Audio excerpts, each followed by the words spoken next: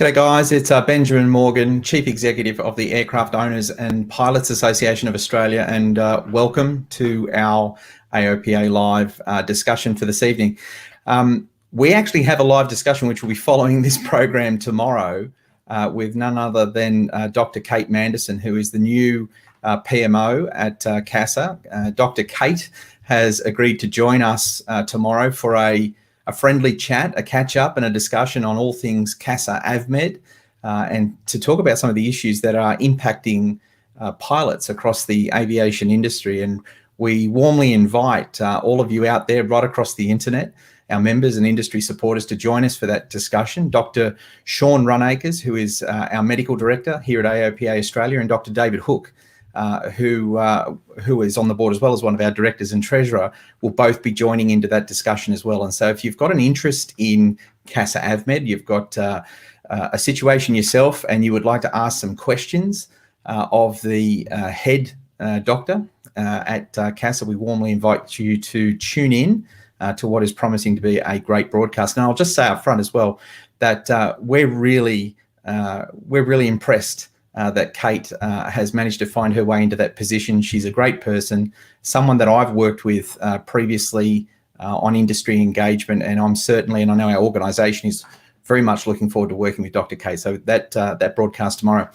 Before I go into tonight's conversation, which is a discussion about Moorabbin Airport Corporation and their public response to the master plan and the call for it to be approved, is to extend our best wishes to none other than Glenn Buckley.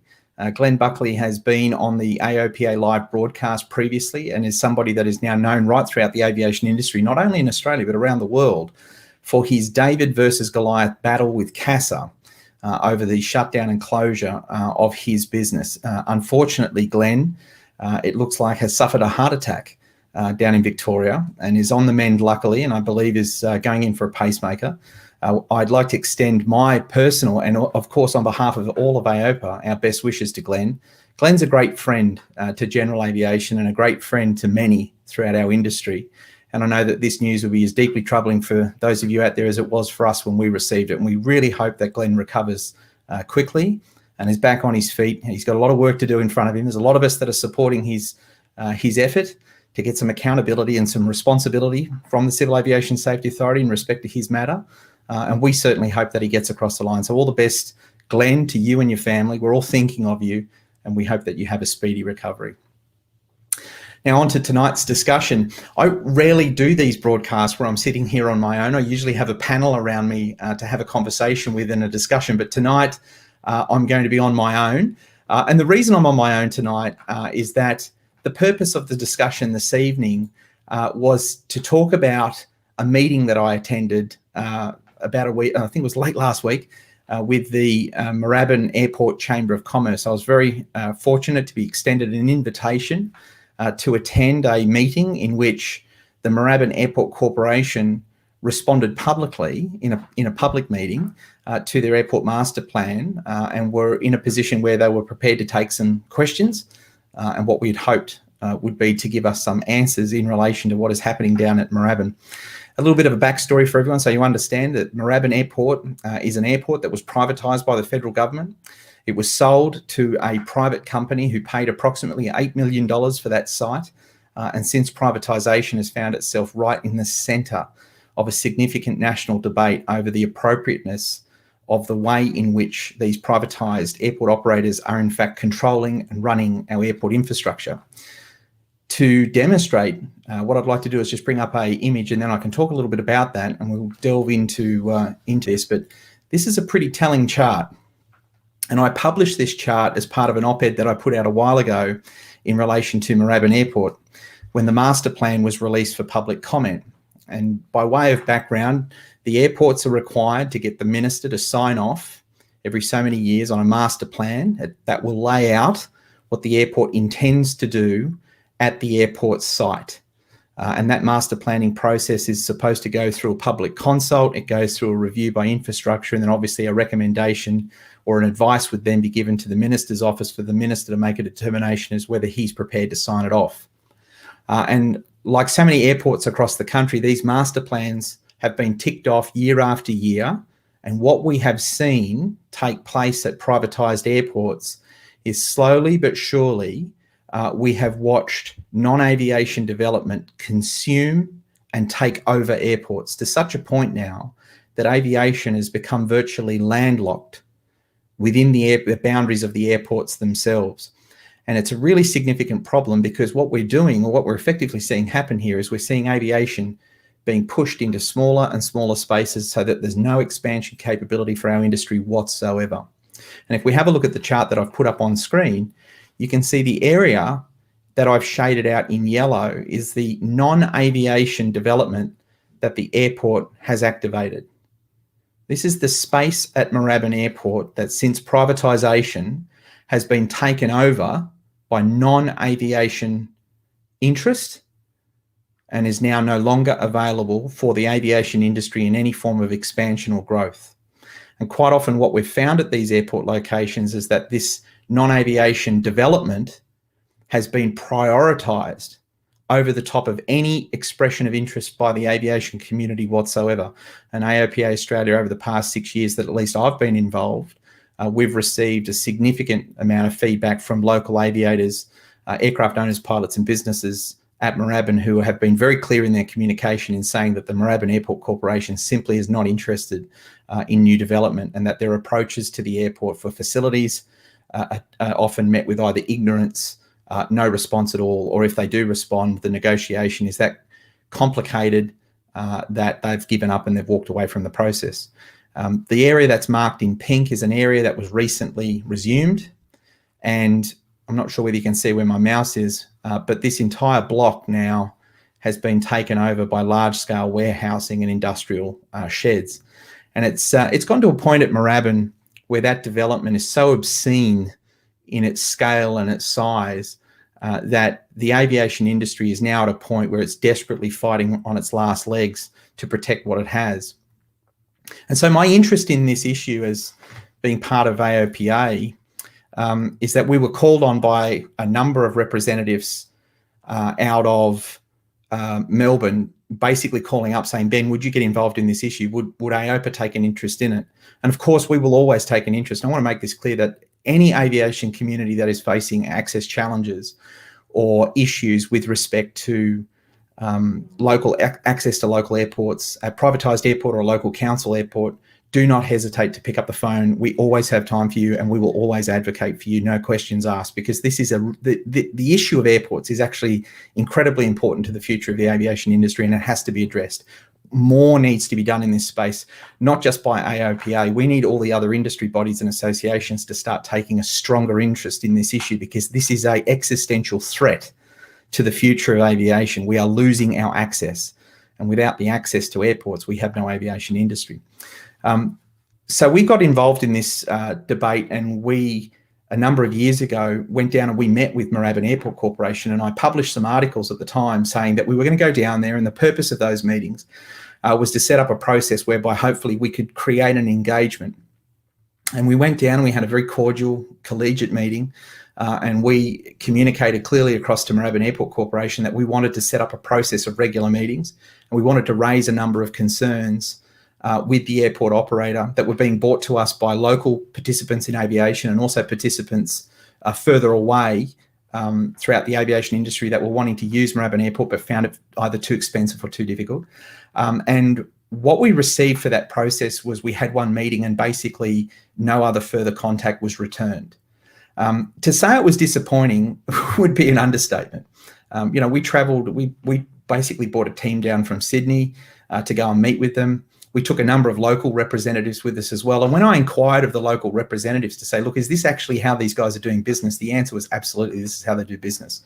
In fact, the feedback was that locally at the airport where their offices were, they're pretty much closed. It was almost an impossibility for someone to get access to them to question, put a question forward, to take an issue forward. It was almost like the office was just basically closed up. So it became pretty clear to us that this was an extremely difficult situation going on down at Moorabbin, and that engagement with the local businesses and local community was strained at best. And so from that point on, we we basically gave up trying to deal directly with Moorabbin Airport Corporation because it was clear they didn't want to listen. They actually didn't want to know about the problems. They didn't care. And I think that we all know why that is the case. And I'll bring this chart back up. If we look at the land space of which Moorabbin Airport Corporation is responsible for managing, Moorabbin Airport Corporation shouldn't actually be called Moorabbin Airport Corporation. It should be called the Moorabbin Commercial and Industrial Property Corporation. Because as I said to Mr. Ferguson in his presentation to the Chamber of Commerce recently, it appears that what's going on at Moorabbin Airport is we've got a property developer that now has an airport problem, not an airport's management company that has a small property development problem. And so their lack of interest in aviation was abundantly clear to me as a keen and learned observer of aviation, that the problem here was that they had no interest in aviation. It really is just not what their focus is. And in fact, I draw your attention to this slide. This is a slide off the Goodman's website. And when Goodman's talk about Moorabbin Airport, this is how they market it. So if you go looking for information about Moorabbin Airport from the owners of the airport, what they will show you is they'll show you a DFO. They'll show you a DFO.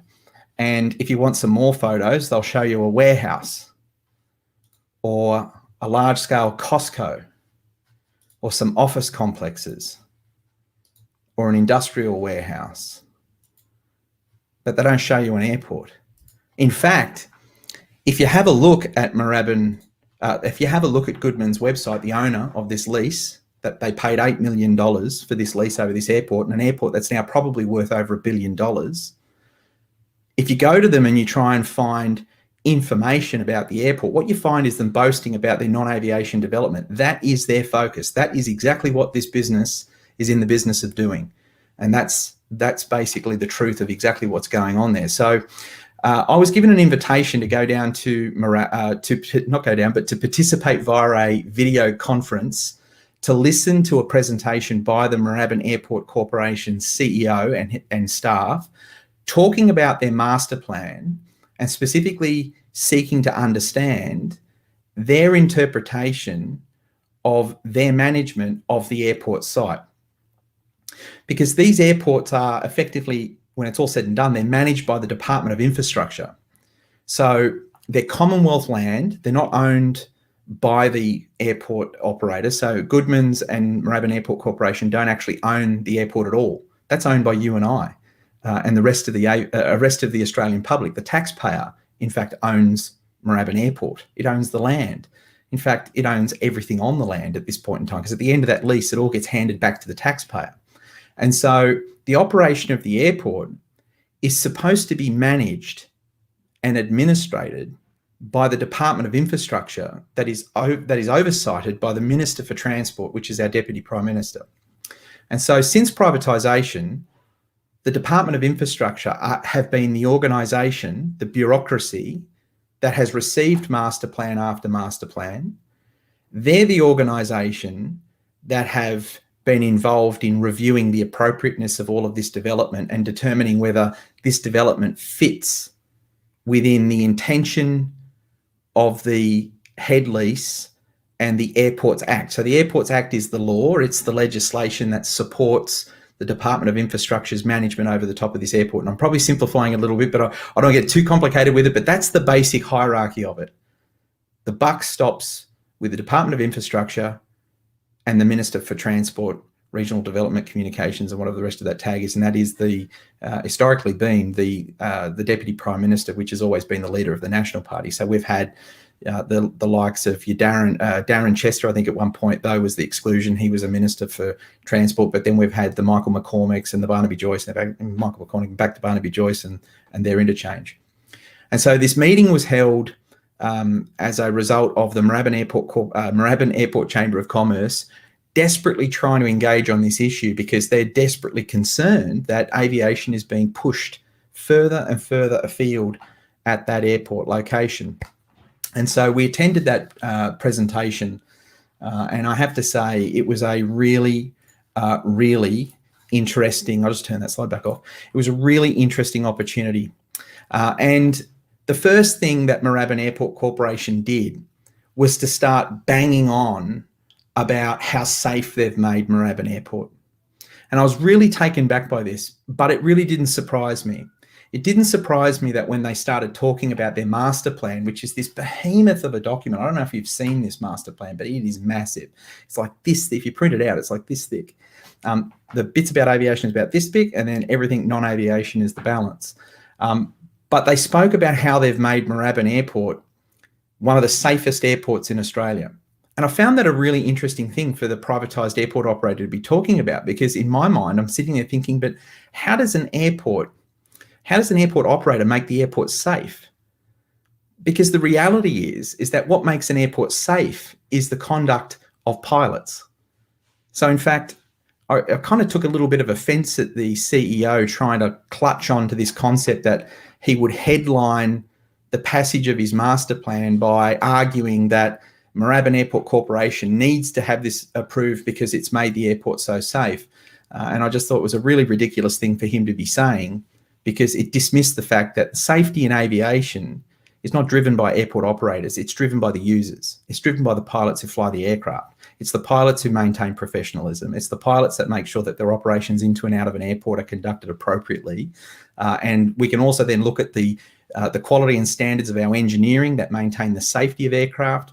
And then by the time you get down the safety hierarchy, we can see airport operators are about the bottom of the pile. They're not at the top, they're at the bottom of the pile. And so that I thought was a really fundamentally flawed argument to be sitting there in front of the Department of Infrastructure bleeding on about safety. And in one way, I almost thought, God, this guy must have been going to CASA briefings. You know, if we just talk about safety, we won't have to talk about the substance of the master plan, and then we can dismiss it and we'll be fine. And so we then got on to the next point, which is that they've delivered world-class pavement surfaces. I don't know what that means. Honestly, I don't know what that means. They seem to be, again, clutching on for something to talk about in this master planning process. And keeping in perspective, we had representatives of the Department of Infrastructure were at this meeting. They were there taking notes at this meeting. We also had representatives of the local council at that meeting. We had representatives of the local businesses at the meeting. We had Senator Susan McDonald, who is the chair of the Senate Rural Regional Affairs Transport Committee, who joined the meeting to listen on as those meeting proceedings took place.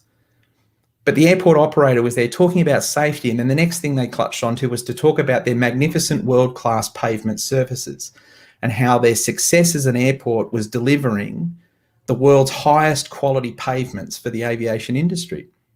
I thought that's really strange to talk about. You know, that headlining a discussion about their management of aviation, we're talking about making aviation safe and didn't really explain how they do that. And then speaking about how we've built world-class pavements. And for me, again, you know, maybe I'm just a casual observer in this process, but I would have thought that if you hold a lease over a privatised airport, and in fact, if it's written into the terms of the lease that you have to maintain the airport infrastructure, that maintaining the pavement surfaces to ICAO standards is not something that the aviation industry should be on its hands and knees praising the airport operator and saying how thankful we are, that rather it's your obligation. And it's understandable that we could feel that way, because in return for the airport operator, the privatised airport operator, maintaining its surfaces, the Australian taxpayer via our government has approved this airport operator to develop non-aviation. And at Moorabbin Airport, what we've got is hundreds of millions of dollars worth of non-aviation that have been approved. And so again, there's a bit of an insult to the aviation industry that the CEO at the airport would somehow feel that his justification for outlining his success and why his master plan should be approved is to simply say, well, we've made aviation safe and we gave you world-class pavements. The third thing that they brought up, which I found, and so I see Sandy Reith has just put a comment up there, and we are definitely going to get to that discussion. But the third thing that they brought up, which I found profoundly offensive, was to then talk about the successive movements at Moorabbin Airport. And they started that conversation by delivering a statement, which is, we've pioneered the delivery of a circuit booking system that's made the airport safe, and praised the fact that the airport is now doing 230,000 movements and it's the busiest airport in Australia. And it is a profoundly offensive statement, because if you understand your history and you're able to simply read, then what you will see is at the time the airport was privatised, it had nearly 400,000 movements. And since privatisation, the movements at Moorabbin Airport have collapsed. They have collapsed. They're not anywhere near where they were. They're getting close to being half of what they were.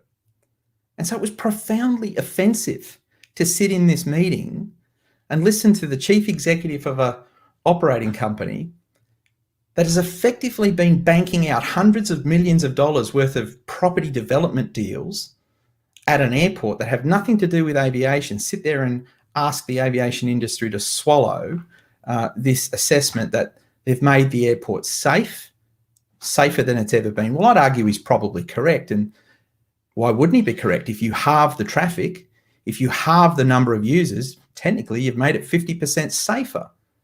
But that's not an achievement for aviation, and it's not an achievement for the airport, and it's certainly not an achievement with respect to the performance of managing a successful airport for our nation, keeping in mind that the purpose of airport privatisation was apparently to deliver investment into aviation and to foster aviation and to grow aviation. 20 years into privatisation at Moorabbin, the only fostering that's occurred is non-aviation. The only investment really occurring is non-aviation, and there is no growth. We're going backwards.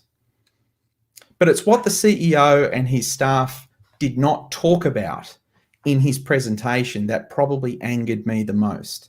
They didn't address the fact that there has been a wholesale decline in the number of businesses at Moorabbin Airport. Their master plan, for all of the wonderful words it contains and all of the envisioned success that they acclaim and attribute to themselves, what it didn't do is it didn't address any recognition that the number of aviation businesses at Moorabbin has declined. That is, the number of aviation jobs has declined. That the capability of our aviation industry has declined. That the investment in aviation has declined.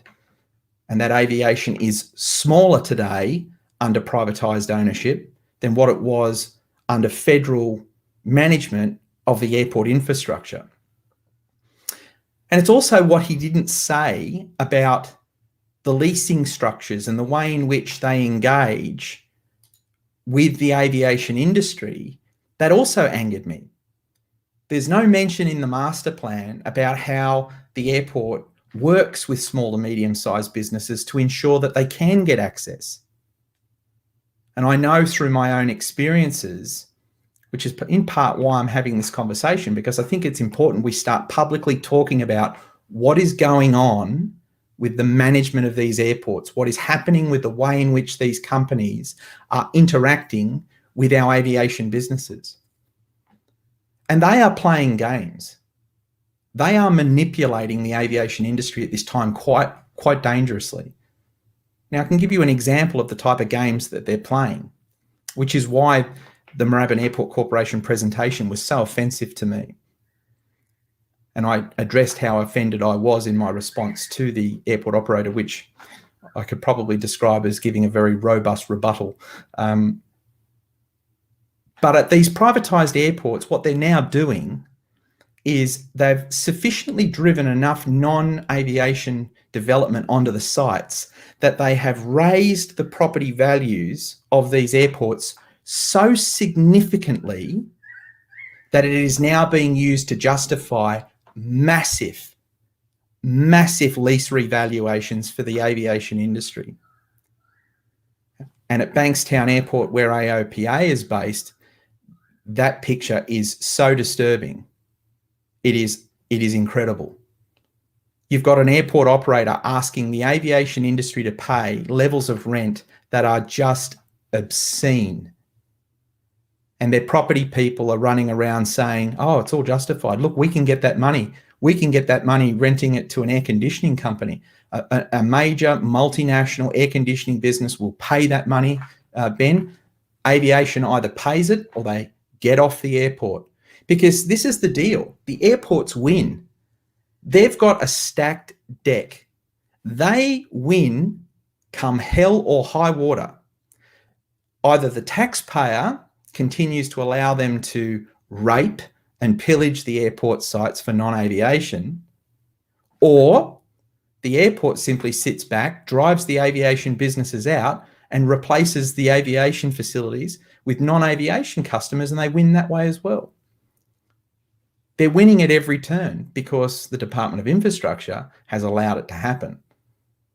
Now, maybe the minister's not so aware of what's been going on. Maybe we give the minister credit and we say that the minister hasn't been getting good advice.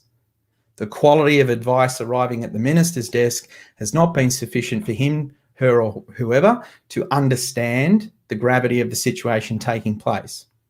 But let me give you an example of what's going on right now at Bankstown Airport, and you tell me in the comments how appropriate you think this is.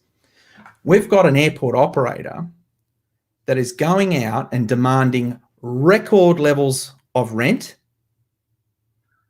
and then they're saying, but we know you can't afford to pay that, so we're going to give you incentives. If you sign the lease with us that says the property's worth $500,000 a year in rent, we'll give you $150,000 a year of rent back in incentives. In other words, we'll just tear up $150,000, but we'll write it into the lease that we're giving you the money. No money's changing hands.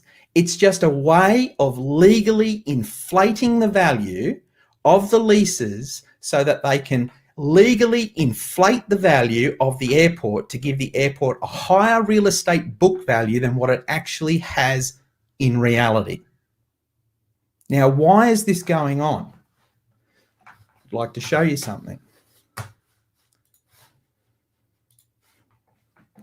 This is why it's going on. Perth's Jandakot Airport has just recently sold as part of a $1.5 billion deal.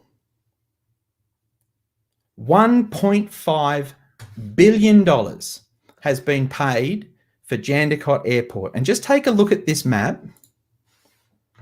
How much of this map is aviation? It's the bare runways and the facilities that sit next to it. And the entirety of the precinct otherwise is non-aviation.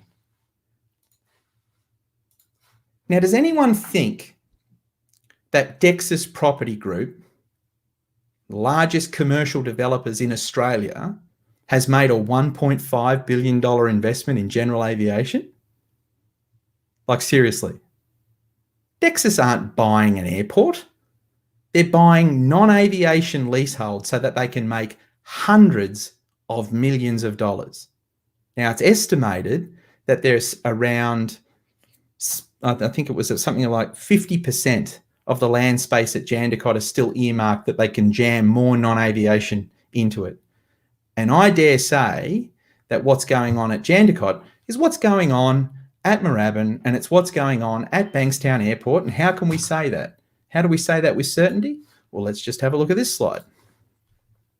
This is what's going on at Moorabbin. We've got the two runways that we're all familiar with. The entire top corner is now gone. It's now industrial. The entire bottom corner is gone. It's industrial. The next corner is all industrial. The top corner is all industrial, and now they've taken an even slab here. And beyond that, where exactly does aviation expand at Moorabbin? Where does aviation go? Because then the next most offensive thing happened during this presentation, and I might just leave this slide up if I can do it. We then get a dissertation on how the airport has identified that it can help lower taxi times and reduce the carbon footprint of aviation operators at Moorabbin and save us fuel by realigning the entire aviation precinct along the length of the runway because it wants to be more responsible for the environment and the businesses. Well, you know what that is? That's double speak. What they're actually doing is they're trying to realign the aviation precinct along the length of the runway so that they can take the last major landhold space at Moorabbin Airport and they can turn it into more large-scale industrial warehouses where they can make a few extra $100 million. Because Moorabbin Airport Corporation won't be happy until 99.9% of the land at that airport has been converted to non-aviation business. And that's the truth of it. And I think the reason why I got so upset in this meeting was because it's becoming incredibly offensive just to be whitewashed about what's actually going on at these airports. We all know what's going on at these airports. Is there a single person within the entire aviation industry that's not actually aware of what is going on at the airports? It's simple. We have property developers who have an insatiable appetite for money, and they don't care what damage they inflict on aviation. They don't give a hoot. All they care about is driving up the valuations of the airport, because what they want to do is they want to do exactly what has just been successfully done at Jandakot. They too want in on the billion-dollar gravy train. They want to turn their $8 million purchase into a $1 to $1.5 billion property trade. And they'll have done it all off the back and the sweat of aviation, and they'll have done it off the back and the sweat of the Australian taxpayer, who has been grossly misled. We were all told that these airports were to be developed for the benefit of aviation and to foster and grow our aviation industry. And yet the simple truth, the unavoidable reality, is that the airports now are our biggest existential threat to our industry's survival. Because how can you be a small to medium-sized business at Bankstown Airport? And just take a look at that photograph. This is Bankstown Airport. Virtually not a cent has been spent at this airport on the aviation industry. Yes, there was a toll logistics building built. It has nothing to do with general aviation. It does not benefit small to medium-sized aviation. Yes, the New South Wales Police Force have just built a whopping great big $50 million+ facility to run their helicopters, but it doesn't benefit general aviation. It hasn't made access to the airport more affordable. It hasn't made facilities available to help the industry grow. It has done nothing. It appears that unless it's either a state-sponsored investment or it's a massive multi-$100 non-aviation development, then there's no interest from the airport in it at all. Now, just one further thing I'd highlight in this photograph is on the right-hand side of this photograph is the old Hawker de Havilland facilities at Bankstown Airport, probably one of the most historic sites we've got at Bankstown. It is one of the most incredible aviation facilities on the airport site. And do you know what Sydney Metro airports are doing with that incredible aviation asset that could be housing aerospace and innovation? It could be housing aviation manufacturing. It could be housing aviation support. It could be housing aircraft maintenance. It could be housing any multitude of aviation businesses at that site. And do you know what is in that hangar today, right as I speak?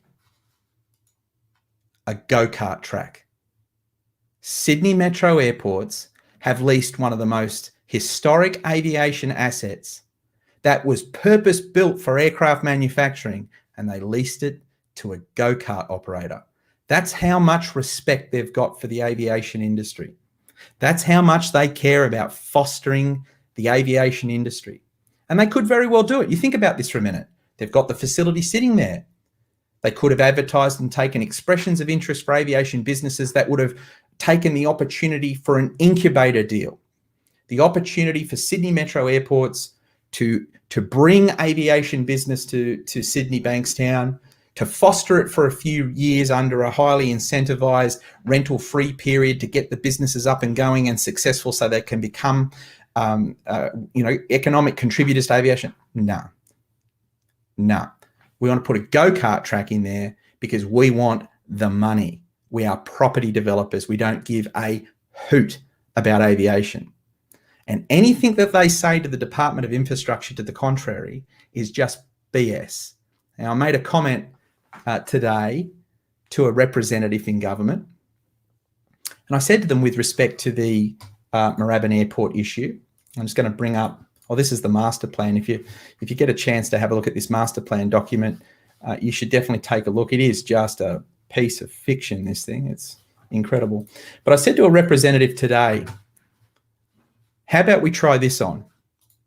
Why doesn't Moorabbin Airport Corporation and Goodman's open up their books to the Commonwealth and allow the Commonwealth to audit the income that they're making from their non-aviation development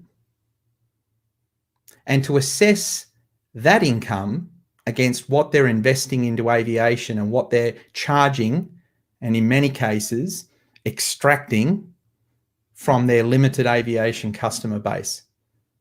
Now, who believes that they would open that? And I welcome it. I think if they'd throw open the books tomorrow and let the federal government take a very good look at just what they're making, I think we'd have a very different outcome. We'd have a very different Department of Infrastructure outlook on what is happening, because that's not happening. They've got no idea. Department of Infrastructure couldn't tell you what they're making. And from what I can assess is going on at Moorabbin, Goodman's hold a lease, apparently. I could be wrong, but we'll say allegedly. Allegedly, the structure is that Goodman's lease, their non-aviation precincts are leased from the airport. They pay a peppercorn for the lease, and therefore all of the income that this non-aviation is developing doesn't go onto the books of the airport operator. It's going off the books. Now, it could be wrong. Now, if I'm wrong, I'd love to see it. I think the entire aviation industry would like to get a really good insight as to how much that non-aviation development is generating for Goodman's, because apparently it's not being generated by Moorabbin Airport Corporation because they're crying poor. Now, if it turns out that Moorabbin Airport Corporation have leased the non-aviation land space to a third party at a rate cheaper than they're giving it to the aviation businesses who desperately want to be set up, isn't that a breach of the lease? Aren't they in fact then actively working against the aviation industry? And would that not be grounds for the Department of Infrastructure to terminate the lease on Moorabbin Airport? Because I'd have to guess that there are probably any number of large-scale property development companies that would love the opportunity to manage the Moorabbin Airport site and all of the money it creates and generates for them, and they would probably be far more sympathetic to aviation for the opportunity to do so. And maybe it's time the Department of Infrastructure needs to step in and create an example out of one of these airport operators so that the rest of the airport operators start pulling themselves into line and understanding that they can't do this to these airports. And as Sandy Reith is appropriately highlighting in his comment, they're national infrastructure. They're part of our sovereignty as a nation. We can't watch these things be consumed and destroyed for the sake of it. Andrew Whiteman's got a comment as well. He's saying, can the Department of Infrastructure hold the leaseholders to account? We'd love to see them do that, Andrew. We'd love to see them do that. I would love nothing more than to see the Department of Infrastructure boldly come out and just say, we're terminating your lease. Come what may, take us to court, sue us, do whatever you think you need to do, but we don't believe you're fostering aviation. We don't believe you've actually put your back into generating aviation. You've simply used the lease to build a grotesque portfolio of non-aviation, and you've done it to the detriment of aviation at just about every turn.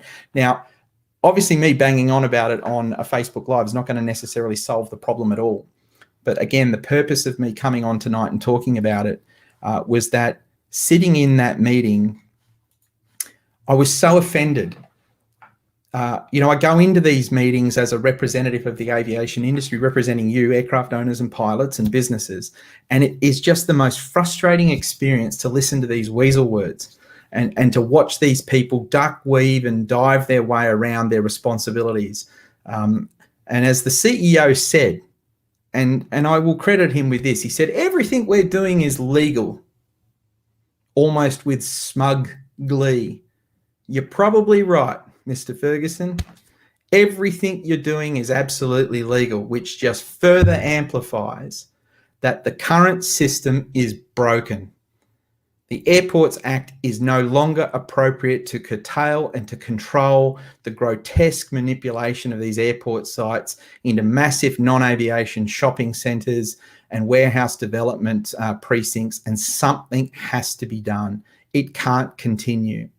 Now, Senator McDonald was sitting in that meeting, and I'd hoped to get Senator McDonald to make some comments in relation to it, but because I put a public call out calling on the governor, I think I precluded that from taking place. But, I really am calling on the Senate Rural Regional Affairs Transport Committee to take a strong interest in this issue, because how can you deny the scale of the problem when you look at that map?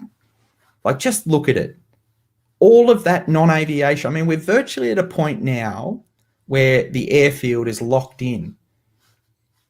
I mean, another absurd comment that was made to us in the meeting was that the airport operator almost was congratulating themselves because we're creating more aircraft parking than has ever previously been available. And they're correct. They've gone and created aircraft parking in between the two runways, out on the grass, out in the open. That's not an investment into aviation. That's an afterthought. That's like, we can't do anything in that space because of the OLS. We'll allocate it as aircraft parking and we'll put it in the master plan that we've expanded our parking.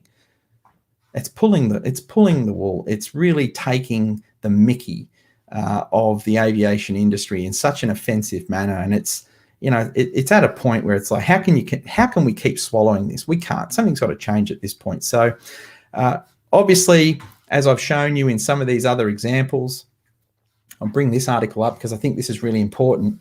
Ray White Commercial were involved in the sale of Jandakot Airport. And what I wanted to do with this article, and be some going, well, why are we looking at a Ray White article? But I wanted to highlight a section of the article here.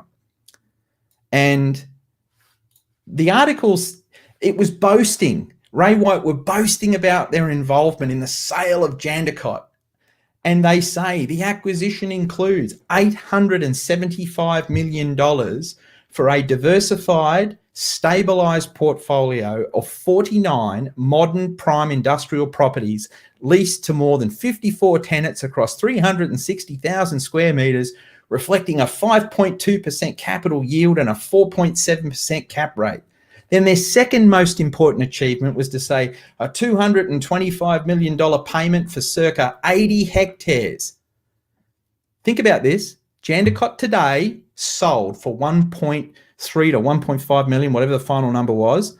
And it was sold on the understanding that immediately there is a further 80 hectares of land that is developable, of which 12 hectares is currently under a heads of agreement, and the remaining 68 is approved under the master plan.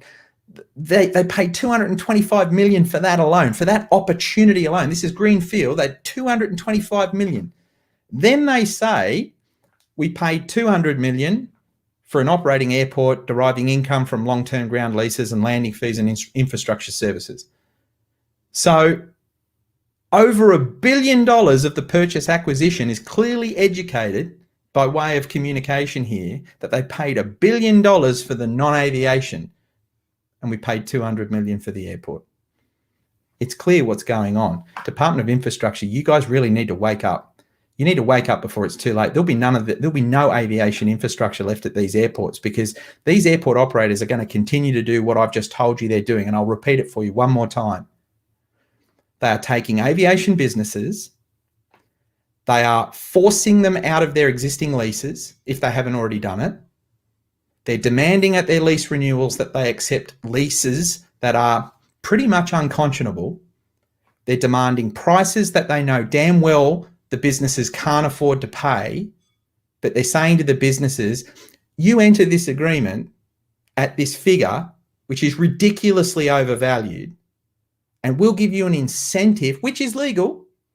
We'll give you an incentive by giving you back a portion of your rent that we know you can't pay anyway because it was a ridiculous price, but we'll build it in as an incentive and still have you paying a rate you can't afford, and we know will drain your business and send you broke. But you enter that lease for us because what you're doing is, wink, wink, You're helping us overinflate the property value at the airport. So when we put this sucker on the market, we're going to get a multiple on this val like no man's business.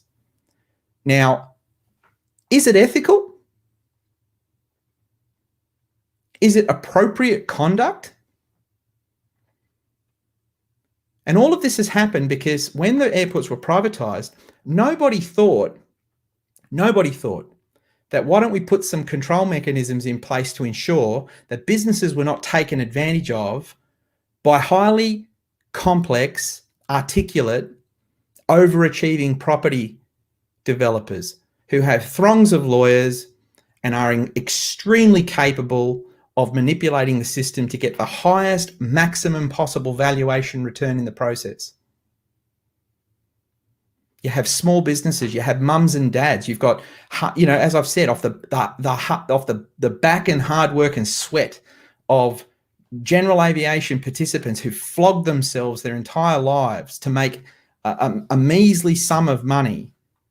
You have exposed those people to then having to have them deal with corporate property developers who are playing games.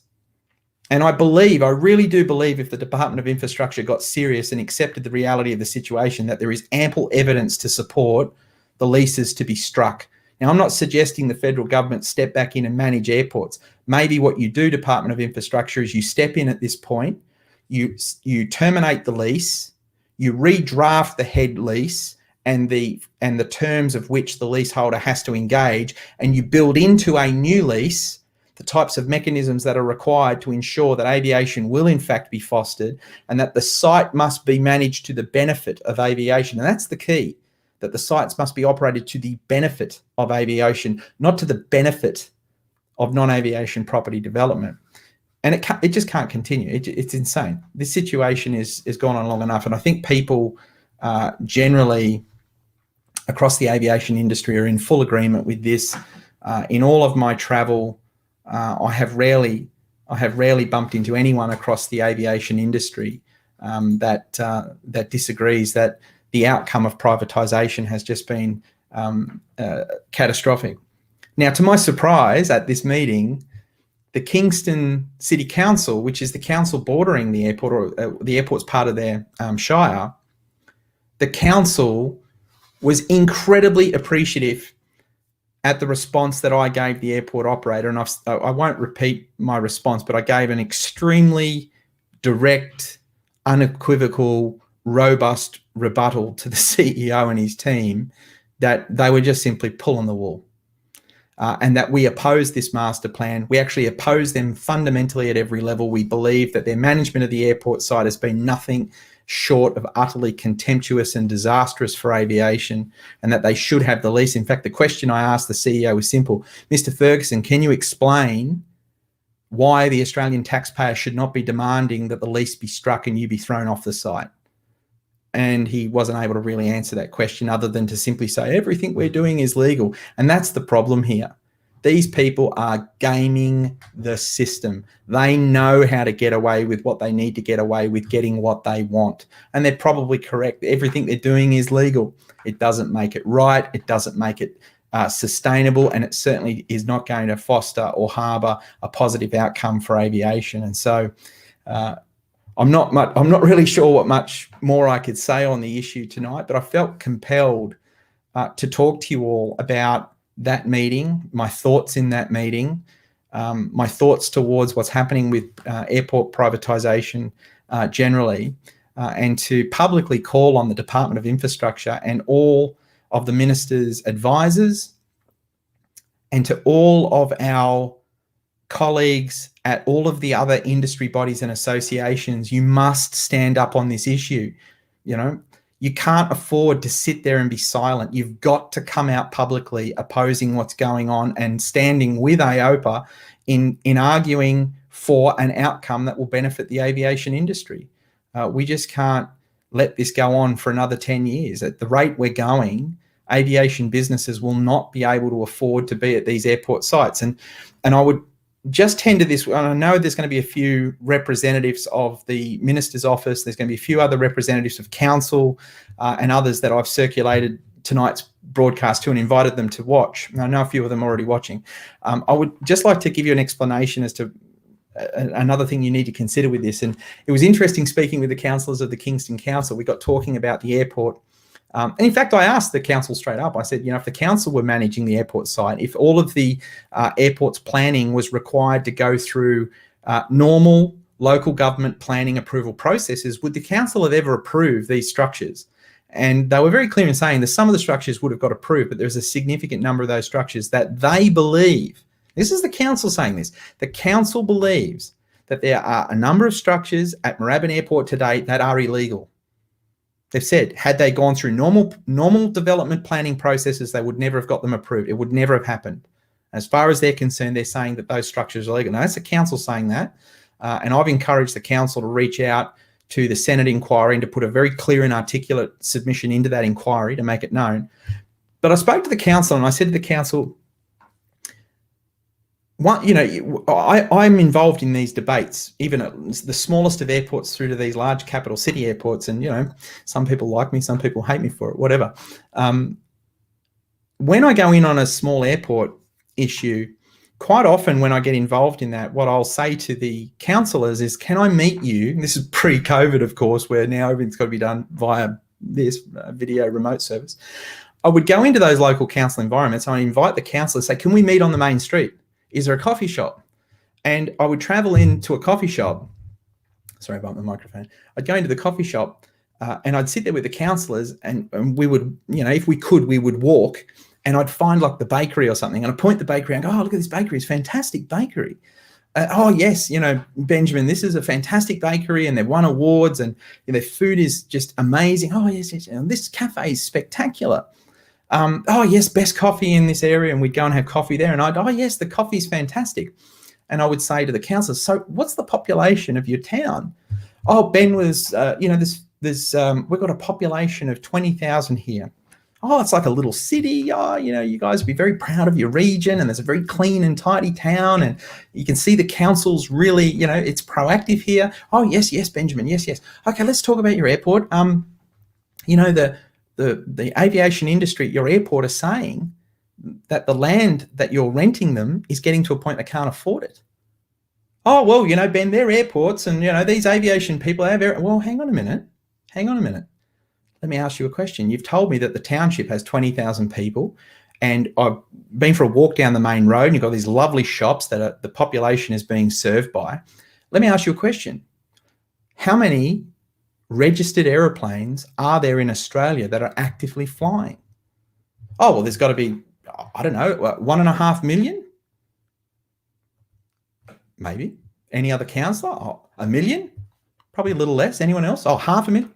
Probably a little bit less. 250,000? Anyone else? 100,000? Try about 10,000. And if we draw a radius around your area, how many aircraft owners are in your area? And I'll say, I've done my homework. I can find within a 50-mile radius, there are 6, 12, 20, whatever the number might be. And I'd then say to the council, we've just discussed how your bakery has built a successful business. They employ people. They serve a population of 20,000 people and they rent their shop from the council and you charge them a commercial rent. So how do you expect to charge a participant of the aviation industry the same rent as the bakery or any other commercial precinct when the number of customers that they have globally is less than a reasonable rock concert on a good night? We have a major problem in this country in which the property developers and local councils have developed a unrealistic and completely disjointed opinion that aviation landhold can in fact be the same value as everything around it. And it is just not true. We do not have the same number of customers. We do not have the same interest levels within the broader populace to support being treated on that scale. Either there is an acceptance that aviation cannot pay the same as every other industry, or we drive it out of business. And that's what we've been doing. If anyone would like to know what has gone wrong catastrophically with aviation in this country, it is that one paradigm. then multiplied by the fact that we exist in a regulatory system that then makes it much, much harder and much, much more expensive. And I started a meeting today, and I do extend my thanks to our colleagues at Air Services Australia who have involved AOPA in the General Aviation Reference Group that's been formed. I started my meeting today, and that discussion started with the Air Services representative saying, thank you everybody for introducing yourself, and it's very clear that the people involved in aviation, people in aviation have passion, and there's a good reason for that. People in aviation aren't making money. People are not making millions of dollars. General aviation businesses are not so well off that they're driving brand new cars every 5 years. They don't have all of the other accoutrements of privileged life. They give up just about everything to participate in aviation. And we've taken an industry which is so cost sensitive and so price sensitive, and we've exposed it to the worst of the commercial industry, which is property developers. Now, that's a personal opinion. I rate them just about below the slipperiest of car salesmen you'll ever find. And we've taken some of the most fragile businesses that operate on such thin margins, and we've exposed them to sharks. And we are just watching the destruction of the industry because this one fundamental understanding does not seem to be in place. It doesn't seem that people are appreciating that this is the reality. And as Justin's saying in his comment, no, Ben, they're the Glenn Buckleys who've lost everything. And, you know, you're absolutely right. We're an industry of people who are significantly at risk. Ian Tucker down in Devonport, g'day mate, how you going? It's great to see that you're tuning in. Look, we care about it. We care about our industry. We care about each of you as participants of the industry. It's not lost on me how desperate the situation is for many people within the aviation industry, which is why I do what I do. I do it because I genuinely do care and I want to see it change. And I know, and I'll say this to our colleagues at the Department of Infrastructure and within the Minister's office, we can change this. We can fix this. It's not too late. We can take the appropriate steps to ensure that tomorrow and the week after and the month after we start to put the industry back on track. But it is going to take making some tough decisions. None of this is going to be easy, but we have to do it. We can't just continue to kick the can down the road and say, well, this will be someone else's problem in another government term. If we do that, you are signing the death note of this industry, the death note. And, you know, Barnaby Joyce, you know, you've come back into the Deputy Prime Ministership, and I think that you can make this change. I think that you can be that person that can get this done. It's going to take a bold political decision, and I hope that you can be that person that steps up to this challenge and says it's actually about time that we prioritised the support of our industry above the interests of property developers. They've made enough. They have made enough. And what is clear is that enough is never enough for these people, and they won't be happy until they have destroyed the industry. They have destroyed the industry. All right. A partnership needs to be established. They need to be brought to the table to understand the value of aviation and how critical it is to the long-term success of the industry. And either they're prepared to willingly come to the table and start effecting that outcome, or more drastic measures have to be taken. Now, there are fantastic examples of airports around Australia where there are good, strong working relationships. There are great examples of where airports are succeeding. And we're not seeing the situation at Moorabbin happening at some of the smaller airport locations where they've developed a very clear understanding of the commercial pressures of their aviation industry and the dynamic of aviation. And so it's an alignment problem. Department of Infrastructure has to play a role here. It's got to get firm. And I think that an example can be made, the situation can be changed, but it's going to just take some tough decisions. So I'd like to thank everyone for tuning in and listening to this 1 hour of discussion. I understand it's not an easy issue. It's an issue that ultimately is impacting a lot of businesses. For all the businesses who are located at these airports, where your costs are increasing year after year, quarter after quarter, we're fighting for you. and we're not going to stop. We're going to keep going. We're going to keep advocating this. We're going to keep pushing this as hard as we can. We know that a positive outcome can be achieved, and I think it's going to take a breakthrough moment. It's going to take one airport finally arriving at a point where it's prepared to publicly say enough's enough. Let's change our direction. Let's start supporting aviation. Or it may take the Department of Infrastructure having to be bold and taking a lease off one of them and setting a tone for the rest of them, but a change can be done. Guys, thank you so much. Tomorrow we are catching up with Dr. Kate Manderson, who is the PMO of the Civil Aviation Safety Authority. I'm excited that Kate's joined CASA, and I'll be looking forward to introducing Kate to our members and having a conversation about all things pilot medicals. I want to say up front, we don't want to give Kate too much of a hard time, but we do really want members to come forward and ask questions. And as I've invited Kate to do, she can't answer every question on behalf of individual members on medical issues, but it is a great opportunity for AOPA to be engaged with her. I think it sends a very clear and powerful message that AOPA is working with key decision makers inside of the Civil Aviation Safety Authority, and we're getting work done.